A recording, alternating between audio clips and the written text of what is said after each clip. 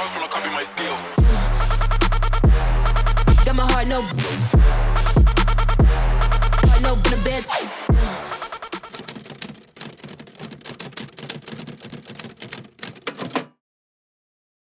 To be honest, I prefer MMA because for physical and for defense by the street or by the ring, I thought it's work more and it's better.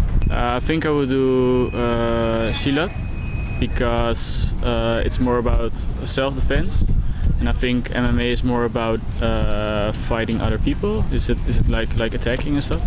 Kalau saya sendiri jujur lebih milih MMA sih. Soalnya di zaman-zaman sekarang tuh lebih booming MMA gitu daripada silat. Silat kayaknya ya, membela diri aja. Jika ada kejahatan.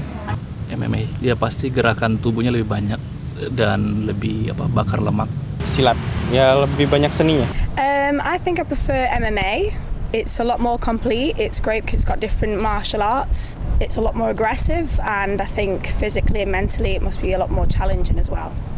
Pilih silat karena bisa ke MMA juga. MMA because it's a combination of all of martial arts. Tuh milihnya silat deh. Alasannya MMA kan masih kurang tahu sih kayak gimana. I don't know what silat is. Lebih senang nontonnya MMA sih, cuman saya nggak ngerti juga silat gimana. MMA lebih fair. MMA lebih keren aja. MMA karena lebih menarik. MMA lebih keren aja. MMA karena lebih seru aja loh gulat gitu. Nah, maka dari itu saya memilih pencak silat juga. Dilihat juga dari anak-anak muda zaman sekarang yang mulai asing ya dan mulai tidak tertarik dengan pencak silat. Malahan lebih tertariknya boxing karena kan banyak tuh pertandingan-pertandingan boxing yang mulai diminati oleh anak-anak muda. Nah, pencak silat ini sendiri mungkin ada tapi mulai berkurang. Jadi maka dari itu anak muda zaman sekarang itu kayaknya lebih harus belajar mengenai bela diri tradisional ini, apalagi ini juga dari Indonesia. Jadi saya pribadi memilih pencak silat. Silat ini adalah budaya Indonesia yang perlu kita lestarikan. Sejak kemerdekaan dia sudah muncul. Silat sih, ya seringnya di daerah saya itu banyak yang latihan silat. Silat itu saya tidak bisa tendangan. Dulu pernah coba silat waktu SMP, saya tidak cocok dengan olahraga silat. Kalau saya silat, terus saya suka ikut OIS. MMA aja, karena MMA seperti UFC ya. Saya silat, best, bagus. Saya sih suka MMA sih. Pastinya milih MMA. MMA. Oh, MMA. MMA. Saya pilih silat. MMA. Silat. MMA. Silat. Silat. MMA. MMA.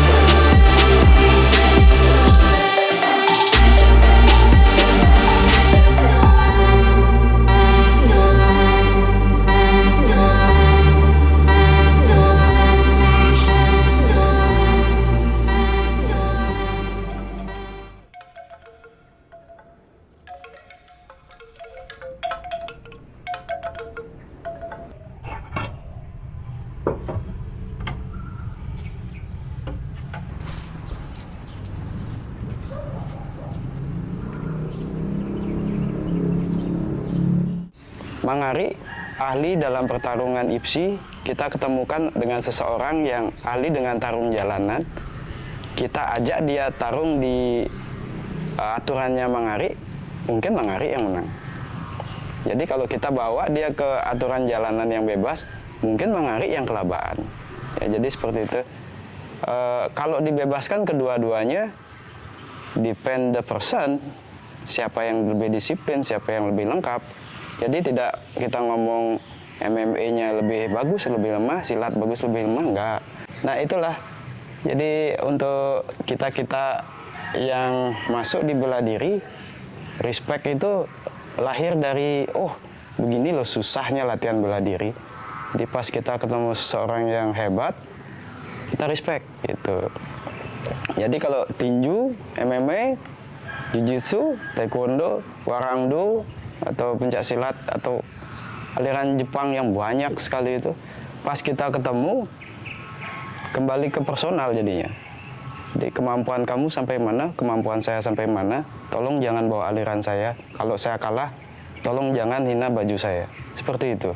Ya, kurang lebih gitu ya.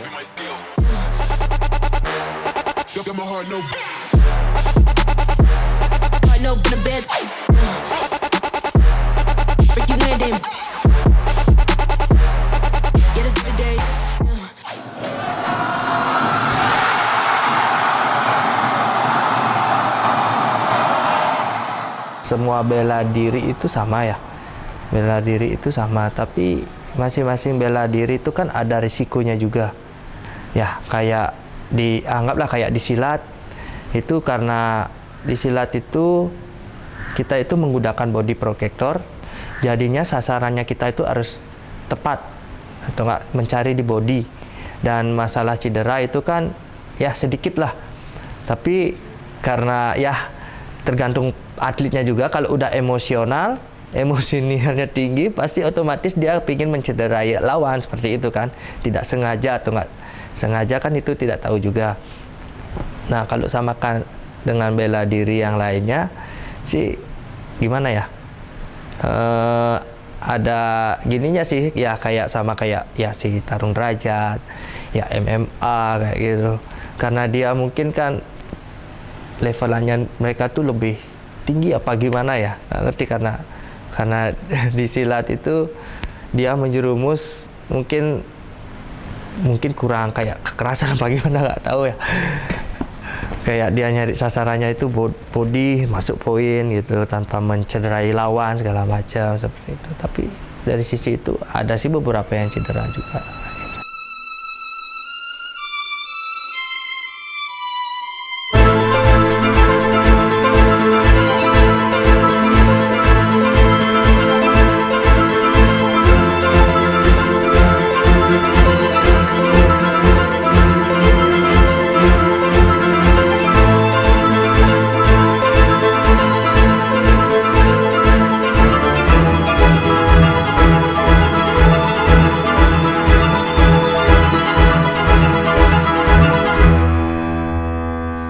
Lihat silat zaman dulu, kita bisa menghancurkan tenan prajurit Kubilai Khan dengan hanya silat kita sendiri. Itu termasuk prajurit yang ditakuti kita zaman dulu. Jadi ada tenaga batin, tenaga dalam ya. Ini sedikitnya beda tentang ilmu menggunakan kekuatan jiwa. Tapi sekarang karena orang malas belajar itu tidak sedalam itu belajarnya. Sebenarnya ketika ilmu itu mau diturunkan, orang-orang maunya belajar instan gitu kan, susah, harus bertapa sekian ini. Misalnya contoh ilmu kuno itu yang bisa memukul jarak jauh, itu sedikit tidaknya dengan 1000 kali memukul tiap hari 18 tahun baru ada efeknya. Ya, belajar 1-2 tahun tidak ada apa-apanya. Apa tinju lebih hebat daripada silat, apa MMA lebih cepat dari situ, apa karate lebih, sejatinya semua ilmu bela diri itu memiliki kelebihan dan kemudian memiliki kelemahan tersendiri. Dan kalau kita bicarakan silat memiliki satu kemampuan untuk titik mematikan enggak? Kalau kita ekstrim mengatakan istilah kematian mematikan gitu ya, artinya mematikan bukan orang meninggal, tapi melumpuhkan lawan. Itu silat banyak. Silat sangat banyak memiliki satu gerakan yang mematikan, dalam arti melumpuhkan lawan. Hanya saja dalam tampilan untuk kelaga itu sendiri, dalam sebuah prestasi itu ada larangan, nggak boleh gitu, nggak boleh. Saya memperhatikan di silat itu dari sekian perguruan yang ada, setiap perguruan itu memiliki kekuatan sendiri, ciri tersendiri, memiliki strategi sendiri untuk melumpuhkan lawan yang berbeda antara satu yang lainnya. Dan bahkan ini yang kadang juga sulit dipercaya oleh orang lain, silat tidak hanya menggunakan kemampuan fisik, tetapi ada kekuatan pernafasan mereka, ada kekuatan kebatinan mereka. Jadi karena itu silat itu sebagai olahraga fisik, tetapi dia juga olahraga kebatinan, ya olahraga batin. Nah, hal-hal yang kemampuan dan kekuatan sifat batin ini itu nggak boleh dibawa ke laga, gitu. Tidak boleh di laga. Tetapi kalau dia bawa hal sifatnya pertarungan bebas, ya beda lagi itu. Itu hak personal itu. Tapi ketika dibawa ke laga yang dimunculkan ke publik, itu tidak akan muncul. Tetapi cenderung akan dimunculkan hanya sebagai sebuah atraksi saja. Sebagai sebuah atraksi saja. Jadi maka itulah banyak ya perguruan silat yang muncul kemampuan mereka itu bagaimana bisa dia bergerak dalam beberapa detik di api itu dia nggak terbakar. Ada semacam itu. Bagaimana ada perguruan silat yang kemudian mereka muncul kemampuan itu dipukul oleh besi, mereka nggak apa-apa dan justru besi yang patah. Itu adalah olahraga yang sifatnya kebatinan dan itu biasa dimunculkan. Karena itu saya tidak bisa membandingkan yang mana lebih mematikan antara bela diri satu yang lainnya. Masing-masing bela diri mempunyai kekuatan.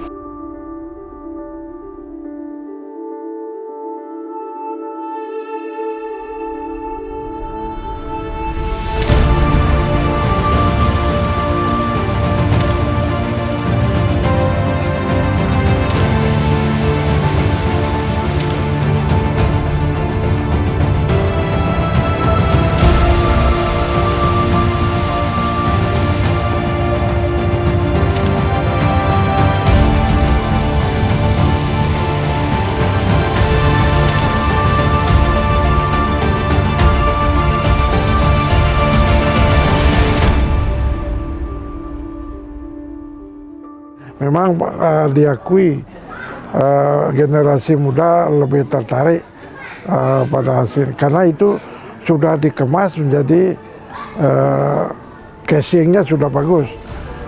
Kalau ilmunya sebenarnya sama, cuma kita perlu mengemas agar menarik bagi masyarakat. Ya. Rata-rata kan ilmu silat itu kalau ilmu silat kuno itu hampir punah, ya hampir punah. Kejuaraan bisa menarik sedikit ke permukaan, tetapi minat masyarakat belajar perlu dengan cara-cara tertentu. Nah, perlu sering ditampilkan, dipamerkan. Nah, media massa juga membantu. Oh silat, nah ini seksi terunggul silat ini kan diakui oleh PBB sebagai warisan tak benda yang asli Indonesia.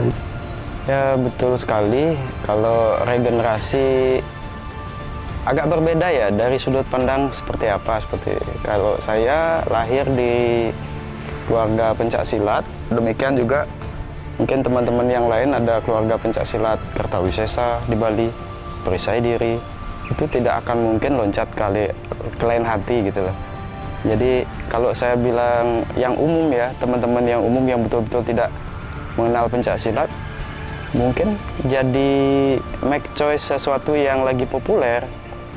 Jadi mindset sekarang itu kan mindset viral, jadi apapun serba short sekarang, YouTube short, TikTok short. Jadi pikirannya orang itu, oh saya belajar ini belum bisa sampai selesai, sudah belajar yang itu, ya belajar yang ini. Kalau kami di perguruan habis belajar sampai habis baru boleh noleh. Oh, judo, pelajarin tentang grappling, tarik menarik. Oh, Brazilian Jiu-Jitsu, BBJ, belajar. Jadi pada saat kita sudah kelar satu teknik, kita belajar yang lain tanpa sadar, mungkin itu sudah mixed martial art, ya kurang lebih mirip lah seperti itu. Memang ada saya lihat satu kondisi faktor penyebab yang katakanlah sebagai hal psikologis yang terjadi atau kondisi real yang terjadi di silat ini adalah yang prinsip ini, bahwa dari penataan organisasi, bahwa perguruan-perguruan itu kan dia ditata tidak berdasarkan tata kelola organisasi modern. Mereka adalah tatanan organisasi yang sifatnya tradisional kemasyarakatan. Dari zaman sekarang, modernisasi sesuatu, sekecil apapun perkumpulan itu, kalau kita ingin mendapatkan gemah ke dunia yang lebih luas, apalagi ke dunia internasional, inilah tata organisasinya, harus tata organisasi yang mengikuti juga perkembangan zaman. Modernisasi sekarang ini ke zaman modernisasi yang sifat digitalisasi, mereka juga harus muncul itu. Jadi silat juga dalam mengikuti perkembangan ini juga butuh proses panjang, ya. Kelatih sekarang sudah sungguh dilakukan. Tapi dari sisi historisnya ini masih lambat tentang hal itu.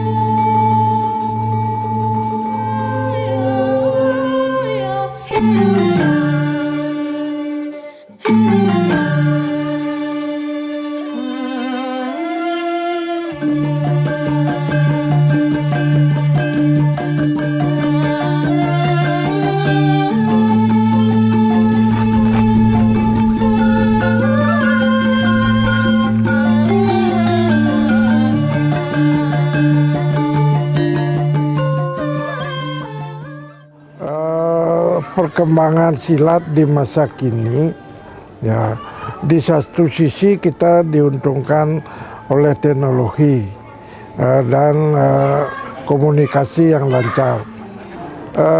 Kalau bisa kejuaraan-kejuaraan itu dipertontonkan di tempat umum, karena kejuaraan di GOR hanya pecinta olahraga saja yang menghadiri dan melihat. Coba diadakan kejuaraan di tempat-tempat ramai seperti tinju begitu, mungkin akan lebih senang orang menerimanya. Ya, mungkin itu salah satu faktor yang bisa mengembangkan silat di dunia modern. Yang ya satu sisi yang mengherankan sih, sebenarnya sih maksudnya bukannya nggak populer, ya populer tapi nggak kayak populer kayak MMA, kayak bela diri yang lainnya seperti itu loh. Karena satu sisi gimana ya, kalau silat itu lebih banyak ke seninya gitu loh, ke seni olahraga. Kadang-kadang orang bule itu dia tuh minat ke silat, tapi dia minatnya itu bukan saat yang dipertandingkan. Kalau yang di Denpasar ya, atau nggak di Bali ya, dia itu pingin nyarinya itu seperti untuk mencari keringat atau enggak untuk bela diri seperti itu. Kalau untuk ditanding sih yang beberapa saya lihat sih belum ada, baru cuma di lokal aja. Berkaitan dengan olahraga silat di Bali yang kemudian kalau kita lihat dengan dinamika perkembangannya dan pertumbuhannya dan juga diakselerasi dengan olahraga bela diri lainnya, maka tentu kami patut menyadari bahwa perlu ada upaya-upaya yang lebih progresif lagi dalam kita mempromot tentang keberadaan olahraga silat ini jika kita komparasikan dengan olahraga bela diri yang lainnya. Kalau kita inventarisasi sebenarnya aliran silat di Bali ini ada ratusan. Kalau kita inventarisasi, cuma dari ratusan itu sekarang ini yang menjadi anggota silat di Bali ini hanya 12. Hanya 12. Itu artinya bahwa olahraga silat ini adalah olahraga di mata masyarakat itu masih banyak masyarakat itu tidak mau memunculkan, demikian. Karena latar belakangnya adalah tadi itu.